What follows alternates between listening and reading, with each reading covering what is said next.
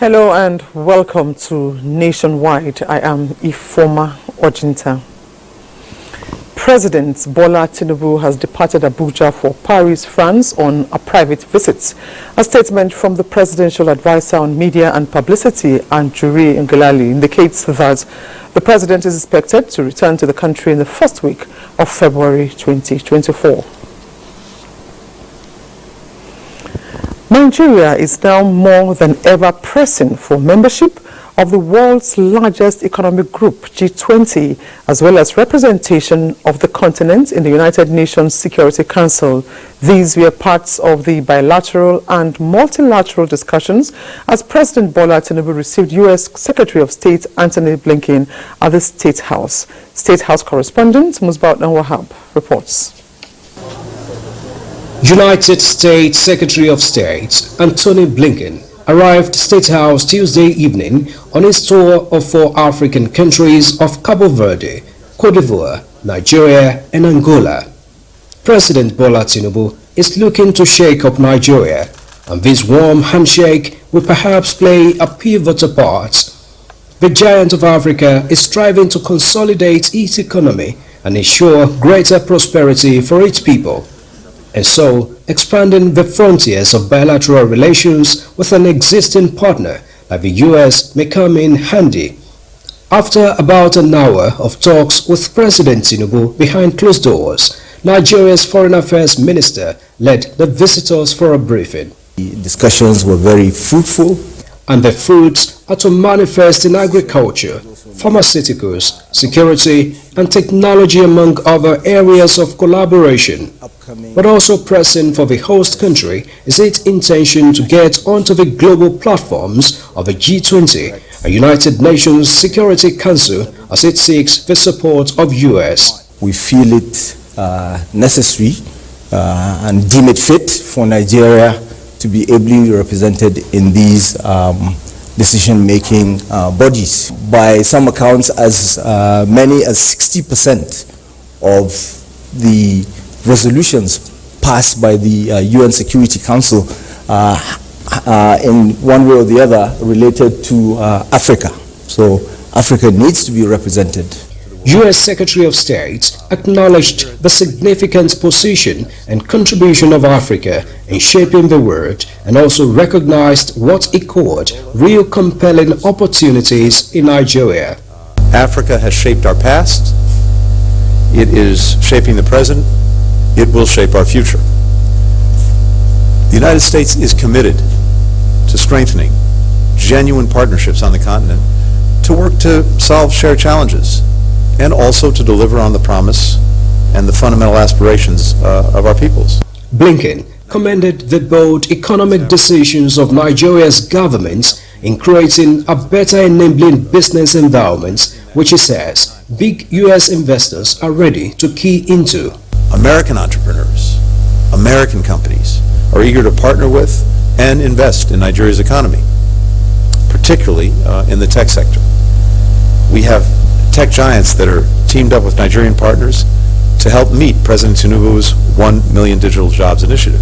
The new areas of collaboration are expected to be further discussed at the upcoming Nigeria-US Binational Commission slated for March 2024. From the State House, Musbaut Wahab, NTA News. President Bola Tinubu has assured traditional rulers in the South-South geopolitical zone that his administration is committed to addressing their concerns over development and environmental degradation. President Tinubu gave the assurance while addressing members of the South-South Monarchs Forum who visited him at the State House. Again, State House correspondent Musbaut Wahab has more. President Bola Tinubu hosted the chief host of a national treasure trove in the Niger Delta. For an administration longing to fight oil theft and maximize the major resources of the country, these guests are indeed invaluable. So too was the discussion. The upheavals in the oil-producing areas of the country have largely subsided in terms of pipeline vandalization, but the volume of the crude oil from the wells are not well accounted for. For instance, in 1 week of December 2023 alone, NNPCL said 149 incidents of crude oil theft were recorded across the Niger Delta. President Tinubu values the cooperation of the monarchs in maintaining peace in the oil-producing areas, but he certainly craves a much improved sanity in the area. This, he said, is necessary to enable the government implement its projects and programs meant to improve the lives of Nigerians. The president told the monarchs that his administration is diligently working to strengthen Nigeria's durability and approach to climate change, environmental restoration, infrastructure development, while also ensuring security and stability in the region. Of course, this kind of dialogue is necessary because these are the people that are helping me to maintain peace in the South region. The moment they are peace with me, I think there will be peace, there will be more oil, more money for Nigeria. Ready to support the administration with peace measures in their areas, the traditional rulers also tabled their request before the president. From the East-West Road to revamping of the ports, to the looking into the issue of security. We feel that if those ports are revived, there will be a employment for our people and it will improve the economy of this country. He's a courageous leader and God-fearing. Nigerians will have hope. They appealed to the president to follow up on all developmental efforts in the region and ensure comfort and progress of the people. From the State House, Musbal Danwahab, NTA News. Akwa Ibom State Government has adopted the Elderly Support Scheme of the Renewed Hope Initiative, a pet project of Nigeria's First Lady Oluremi Tinubu, wife of Akwa Ibom State Governor Patience Eno, disclosed this during a courtesy visit to the First Lady at the Villa. State House correspondent Adeniyi Taiwo has more. When on December 21, 2023, Nigeria's First Lady Oluremi Tinubu flagged off an elderly support scheme nationwide through a Renewed Hope initiative, it was with an understanding that senior citizens, irrespective of their location or party affiliation across the country, must be catered for. That scheme is also a seed which the First Lady is eager to see germinating. Thank you so much. God bless you. The visit by wife of Akwa Ibom State Governor Patience Eno to her office with the news that the scheme has been adopted and domesticated by the state government is one that brought her so much joy. And I want to really commend you, and because this is the fruit I expected from sowing that little seed of 250 people. Because they are silent in a way, that doesn't mean we should forget them. Yes. And you know, strength is not there to move around. So, and at this particular time, you know, we believe they need our attention more. As expected of fruit-bearing trees, the scheme in Akwa Ibom State comes with better package. 500 of them every month and 50,000 naira every month with food, drinks, entertainment. Of course, we run medicals for them, give them supplements, give them some routine drugs and some take-home, goodies. They can't wait to have the next one, which is coming up on the 31st of January. She notes that adoption of the RHI Elderly Support Scheme by Akwa Ibom State is happening across party lines in the interest of good governance. We have finished election, we have finished party, now is governance. It's about the people, it's about Akwa Ibom State. And so since it's about Akwa Ibom State, every party is in Akwa Ibom. And everything we do, we carry everybody along. Meanwhile, the First Lady also granted audience to the wife of Kogi State Governor-elect, Sefiat Ahmed Ododo, who was led to her office by Kogi State Governor's wife, Rashidat Yahaya Bello. The familiarization visit by the women is sequel to the one by their spouses who paid similar visit to the First Lady on November 28 last year. In the State House, Adeniyi Taiwo, NTA News. The federal government is set to reconstitute a national stakeholders working group for the Nigeria Extractive Industries Transparency Initiative Neti. Secretary to the Government of the Federation, George Akume, said this when he received an international delegation from Extractive Industries Transparency Initiative based in Norway. Kenneth Nanim reports that the SDF also reveals that efforts are on towards amending the Neti Act of 2007 to align with the Nigeria Petroleum Industry Acts. Nigeria, like other countries that belong to the Extractive Industries Transparency Initiative, EITI, undergoes validation assessment done every 3 years by the global body. Now, a delegation from the EIT headquarters in Oslo, Norway, led by the Executive Secretary, Nigeria Extractive Industry Transparency Initiative, NTA, Dr. Oji Obonaya Oji, is at the office of the Secretary to the Government of the Federation, George Akume, to deepen consultation following Nigeria's validation assessment of 2023.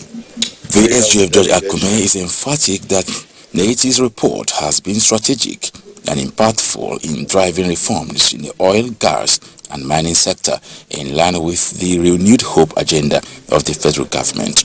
We have also found NATI reports to be very useful in the areas of revenue generation, resource mobilization, blocking leakages in the system, and a dependable data resource in the country's sustained war against corruption.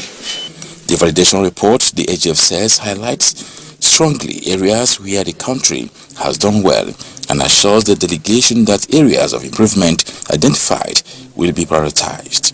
We've already directed the Executive Secretary on NATI to come up immediately with a comprehensive plan of action to address all the corrective actions highlighted in the report. On our part, the federal government of Nigeria will provide all the necessary support to enable NATI and indeed Nigeria deepen NATI implementation because our country needs it most. The SGF urges them to ensure every validation assessment is done in the country to promote collaboration and transparency. Kenneth Nanim, NTA News. There are indications that Nigeria's power generation will increase with the ongoing evacuation of additional megawatts of electricity from the Kashimbila Hydro Dam to the national grid. Minister of Power Adebayo Adelabu is reassuring Nigerians that the federal government is accelerating completion of the project to improve electricity supply nationwide. Joshua Ojito reports. 26 power plants are currently generating electricity to the national grid, with Kashimbila Hydro Dam to come on stream soon with additional megawatts of electricity. Now, the first phase of the evacuation of electricity from Kashimbila Hydro Dam to the national grid is completed, which has already connected substations in Wukari, Takum and Yandef. Now, the second phase is to now connect Yandef with switching stations in Apir, Zakibiam and Buruku, all in Benue State. And when all this is done, then the electricity, the 40 megawatts of electricity being generated in Kashimbila will successfully be evacuated to the national grid. Already, the 56.7 kilometers Yandef to Apir Tower Foundation is completed, with land for substations in Benue State acquired. Minister of Power Adebayo Adelabu is keeping eagle eyes on the project to ensure timely completion. The Nigerians should be patient.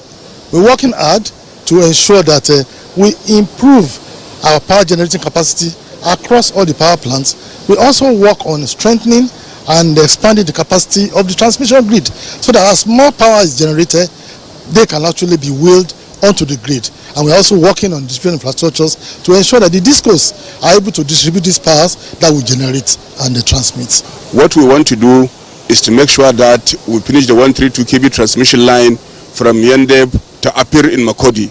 By the time that transmission line is ready, we can evacuate all the power from this plant. The scope of this particular second phase is to evacuate the 40 megawatts completely to the grid. This is a renewable energy project. The host communities eagerly await completion of the project while appealing to be connected to the grid.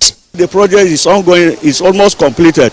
But the re-hosting community, we are not part of this beneficiary of this project. We are appealing to the federal government should have consideration and human sympathy to the hosting community, Kashimbila. The second phase of the evacuation project is expected to be completed this year. Joshua Ojito, NTA News. It's now time to go over to our Sokoto Network Center for more reports on Nationwide with Nana as our guide. Good to see you, Nana. To Informa. Welcome everyone to Sokoto. Preparatory to the conduct of rerun elections for Shagari Yabo Federal Constituency in Sokoto State, political parties have been asked to eschew violence, vote buying, and other electoral offences to ensure peaceful and acceptable elections. This was at a stakeholders meeting convened by the Independent National Electoral Commission, Sokoto. Dalhat Abdullahi has more. The State Electoral Stakeholders Forum meeting was as a result of the court order, which stipulated that the rerun election should be conducted in 18 registration areas and 46 polling units across 4 local governments, areas of Yabo, Shagari, Bodinga North, and Tambuwal West, covering 1 federal constituency and 2 state assembly constituencies. It is also in conformity with the Electoral Act 2022, which gives the electoral umpire the mandate to conduct the rerun election in the affected areas. A notice of the election was published in the concerned local governments constituencies on the 4th of January, while campaigns began from January 5th to 1st February 2024. The INEC Administrative Secretary appreciated the support received from various stakeholders that include political parties, civil society organizations, women groups, community and religious leaders, as well as the media, among others. Our royal fathers and religious leaders are always in the forefront of mobilizing people, a situation that has tremendously helped in having peaceful, free, fair and successful elections. Head of Department Election Operations, INEC, Dr. Abdulmumini Usman, highlighted some of the do's and don'ts of the rerun election, calling on the political parties to play the game according to the rules. Some of the participants urged the electoral body to ensure free, fair, and credible exercise. In Sokoto, Dalhatu Abdullahi, NTA News. All modalities to win the February 3rd rerun election in some parts of Kebbi State are set in motion by the All Progressive Congress in the state. Governor Nasir Idris made this known while presiding over a stakeholders meeting in Birnin Kebbi. Correspondent Abdul Jalil Bawa reports. Ahead of the by-election to be conducted on 3rd February 2024 in Yauri, Shanga and Engaski, and a rerun election in Ariwadan, the federal constituency in Kebbi State, stakeholders of All Progressive Congress APC met in Birnin Kebbi to strategize on how to win the election. Immediately after the meeting, some of these stakeholders briefed newsmen on the development. We have brainstormed and strategized to make sure that the victory we have earlier, we want to repeat it and more, inshallah. As you can see, all the critical soldiers from Yauri Shanga and Engaski were here. We assembled and we have discussed thoroughly to see how we can strategize and make sure that we win election with a larger margin, inshallah. Those 25 polling units belong to APC. It's a strictly APC domain. We want that 25 polling units. So coming back to do election again is just like a walkover, I can say, inshallah. It is hoped that voters on that day will come out in mass to exercise their franchise. In Birnin Kebbi, Abdul Jalil Mohammed Bawa, NTA News. Well, that's our contribution from here, Sokoto. We'll take a short commercial break and Nationwide will continue after that. Thanks for staying tuned.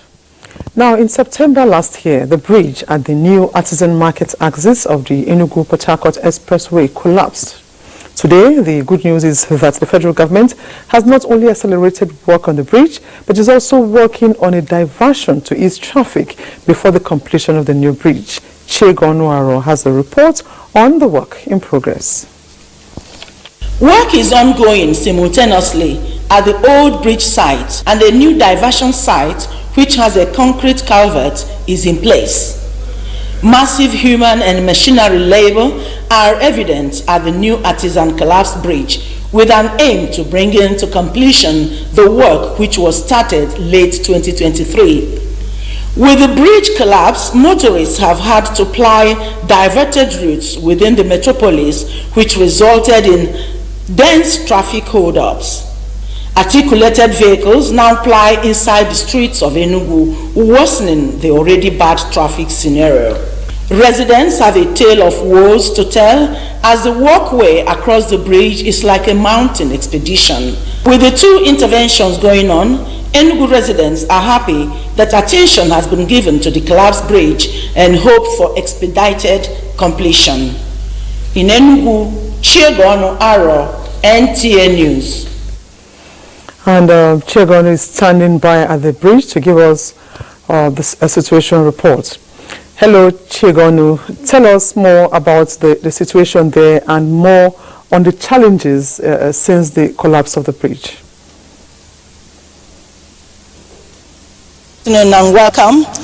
The collapsed bridge, we are really at the artisan market where the bridge collapsed September last year, and it has been a challenge to people, living around, and especially motorists flying Enugu to Port Harcourt, to Owerri, to Umuahia, to Calabar, Abakaliki, because it is a road that is linking Enugu, the southeast and the south-south. Since then, it has been a problem, or especially during the Christmas period when there was a heavy traffic, coming into Enugu and all the southeastern states, from Enugu to Abakaliki, to Nsukka, even to Abuja. It was really a nightmare. But what we have now is a concrete intervention that we can see. But the challenge remains that articulated vehicles ply inside town, inside Enugu metropolis, making life miserable because the already built roads are being destroyed by these heavy trucks. So the intervention is expected to be quick so that people and vehicle will have a free movement. People are really complaining. Like the people I spoke to said the way they take, there's a kind of a road that links the bridge to the artisan market. The artisan market is a livestock market where people go to buy their livestock. There are about 5 filling stations, that the NNPC mega filling station is situated along that road, and there are gas stations also along this road. So people living around are not finding it funny. Those who go to work in Enugu, who go through this road to go to MNA, to go to their houses, get stuck by traffic and even human traffic. It's not been easy, but they are managing because there's nothing anybody can do. But we are grateful that something is being done, because if we look around, we will see that work is ongoing at the two sites. The first site is the concretization of the bridge base, because there's a river, or rather a stream, that runs down the collapsed bridge. And that stream is a tributary of the Ekulu River in Enugu, which goes down to join Oji River. So that river, because of that flow of water under the bridge, they need a lot of concretization work to do in order to solidify whatever structure they are going to put on it. So it's traffic. Again, there's another challenge. Another challenge people are having is evacuation of farm produce. Because Ogo and Iri are the food baskets of Enugu. As it stands now, they cannot come into Enugu with their foodstuff. People are starving. There's no way they can cross over to come into the city to bring their wares. All right. Thank you very much indeed, Chegonu, for that update. Okay. And that will be all for now. The Ministry of Education says it will not relent in its commitment to fostering creativity, technical and digital literacy among youth to meet the demands of modern education. This was at the 2023-2024 First Logo League National Challenge in Robotics, Coding and Artificial Intelligence in Abuja. The event, targeting federal and private secondary school students, showcases talents of students in the act of robotics and their enthusiasm in learning artificial intelligence as part of education.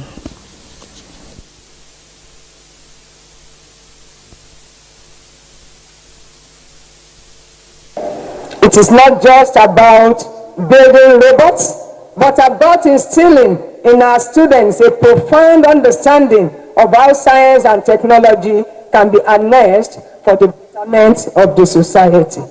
It is a reminder that our education system is evolving, keeping pace with the dynamic needs of the 21st century. The integration of robotics education into our curriculum not only enriches our students' academic experience, but also it keeps them with the skills necessary to thrive in a world that is becoming increasingly digital. The theme of this year's challenge is Masterpiece, which the ministry believes holds the promise of shaping future leaders and innovators. As the world and Nigeria in particular continue to grapple with a surge of violence, conflict and a disturbing rise in hate speech, intolerance and discrimination, a deep commitment to peace has never been more critical. So for this year's International Day of Education, UNESCO recommends learning that is rooted in human rights, dialogue, solidarity and equity as essential to create more peaceful and just societies. Ifoma Aikoji reports. Obviously, the contemporary society is experiencing a surge of violent conflicts accompanied by an alarming rise of discrimination. The UNESCO recommendation underlines that education is central to this endeavor. Most of the people you see perpetrating these actions is either they are not educated, and the few of them who are actually educated were not caught. Education is one of the tools you can use to refine the people. So when the people are educated, when they know what they are supposed to do, you see them cope easily with situations of the society. They manage situations. You hardly see these ill social vices. A well-educated man is that man who will be able to achieve what he wants in life without necessarily infringing on the other. Parakabina Okoyen, an indigene of Sabama in Bayelsa State, affirms that increasing level of education of his people has practically changed their mindset. We are educated.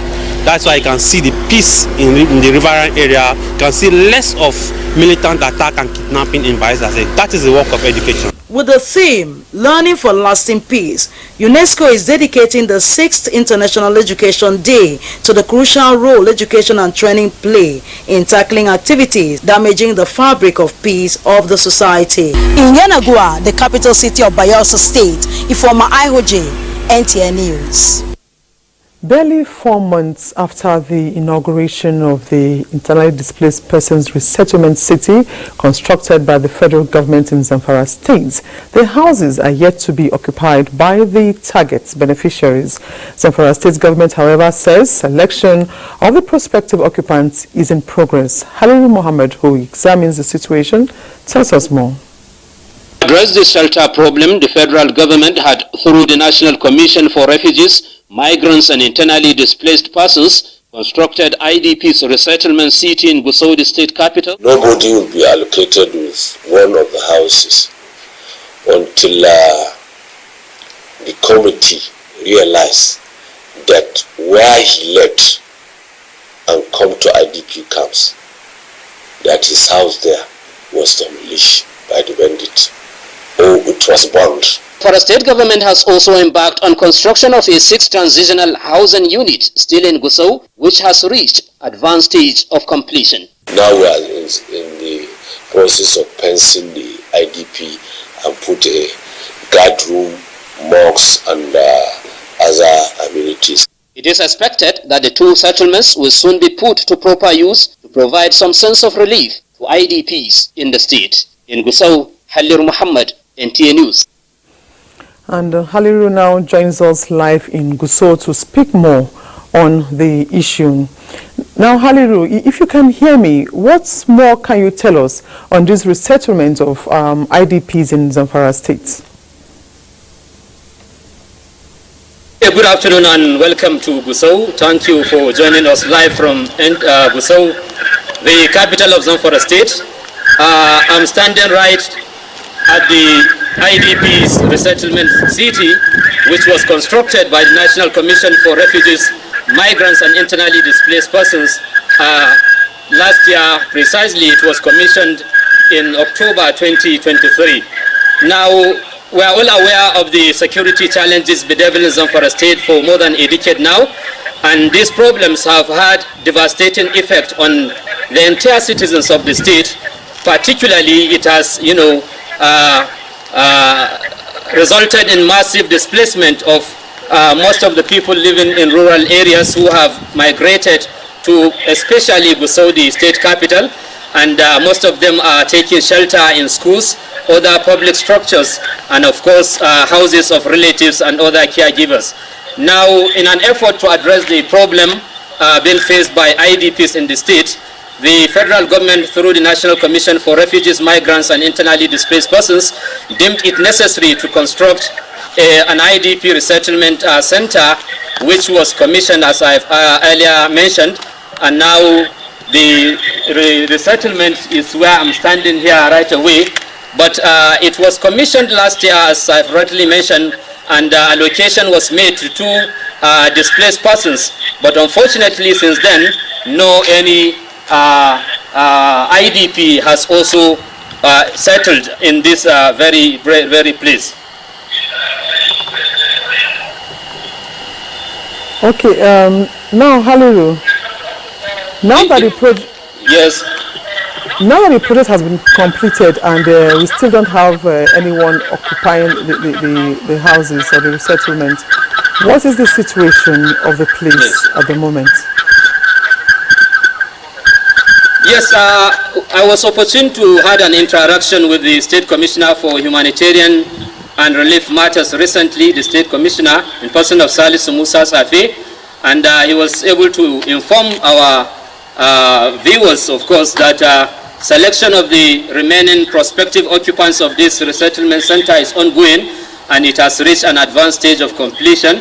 And so we expect that as soon as the selection process is concluded, more of IDPs who have been deemed deserving to occupy these very important houses will be allocated the houses, and they will move right away to this very resettlement. I want to know the situation. So very soon the process will be concluded, and IDPs expect to be removed to this place, God's willing. Okay, Haliru, tell us the situation of the houses at the moment. Yes, it is a 40 housing unit, and it contains both 1 bedroom and 2 bedrooms.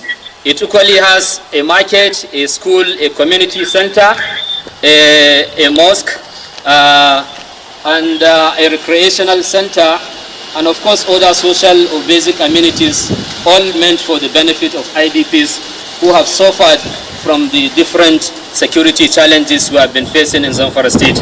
So these are some of the facilities put in place by the federal government, and it is expected that as soon as the process, as I've mentioned, has been completed, the IDPs will take advantage of these places and will now get resettled to move their lives on. Thank you very much indeed, Haliru. Now, Ondo State's Governor Lucky Ayedatiwa has nominated former clerk at the National Assembly, Dr. Olaide Adelami, as the Deputy Governor. Dr. Adelami hails from Owo local government area of the state and a former governorship aspirant of the All Progressives Congress APC in the 2020 election. The governor has sent Adelami's name to the State House of Assembly for ratification. As momentum heightens ahead of September 21 off-cycle governorship election in Edo and Ondo states, aspirants have continued to storm the National Secretariat of the All Progressives Congress with supporters for the purchase of the expression of interest and nomination forms. Political correspondent Abubakar Akwanga reports that Osage Izeyamo and Colonel David Imuse are amongst the latest frontrunners for the party primary. From politics of greed, politics of deceit, politics of self-immolation, politics of self-aggrandizement, to a more pragmatic, a more purposeful, and more result-oriented governance that we can bequeath as a legacy to our children and our children's children. It was deemed necessary by a team of friends who felt that Pastor Osage Izeyamo needs to come into the 2024 governorship race. And with the wisdom of God, we are here today on his behalf to procure a form for him. Has what it takes to rewrite Edo political narrative and add value to governance through inclusive participation and people's-oriented policies and programs. Minister of State, Labour and Employment Nkiru Onyejocha has pledged the commitment of the federal government in ensuring adequate peace, unity and progress in the organized labour sector. Interacting with the leadership of the National Union of Road Transport Workers in Abuja, Minister Onyejocha emphasized the need for a harmonious coexistence amongst union members. It was very gloomy, but today I'm seeing cheers. That's a good thing to happen in New Year. So I wish you all prosperous 2024. Amen. And there will be no crisis in NURT anymore. Amen. That the acting position will be filled and everybody will walk in harmony and peace. Consequently, we have experienced peace, unity and progress in the NURTW. For assisting us to achieve this feat, we reaffirm our solidarity. The minister also assured the union of the president's commitment in sustaining industrial peace and harmony in the country.